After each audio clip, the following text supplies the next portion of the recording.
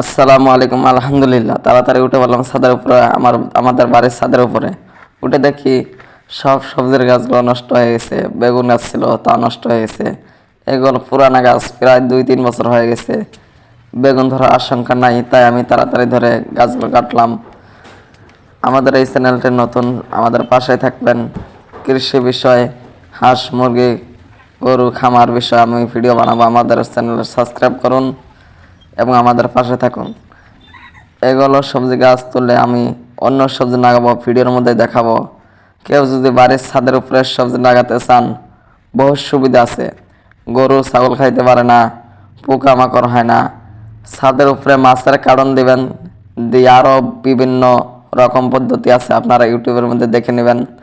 দিয়ে মাটি দিয়ে সার দিয়ে সবজি কাটবেন। বাড়ির চাহিদা মেটার জন্য এগুলো সবজি আপনারা চাষ করতে পারেন। ঘাসপালা হয়েছে, আমি ভালো করে ঘাসপালাগুলো পরিষ্কার করতেছি, কারণ ভালো করে পরিষ্কার না করলে প্রায় 10-12 দিন পরে পরে ঘাসপালাগুলো হয়ে থাকে। ভালো করে পরিষ্কার করতেছি, করার পরে আমি এগুলো মাটি 3-4 দিন রোদের মধ্যে শুকাবার দেবো। শুকানোর পরে অন্য সবজি কাটবো, আমি ভিডিওর মধ্যে দেখাবো।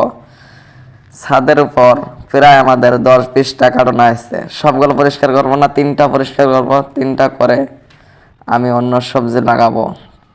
এত পরিমাণ ঘাস হয়েছে, কেউ যদি সবজি গাড়ে আর ঘাসগুলো সাফা না করে তাহলে কিন্তু সবজি হবে না।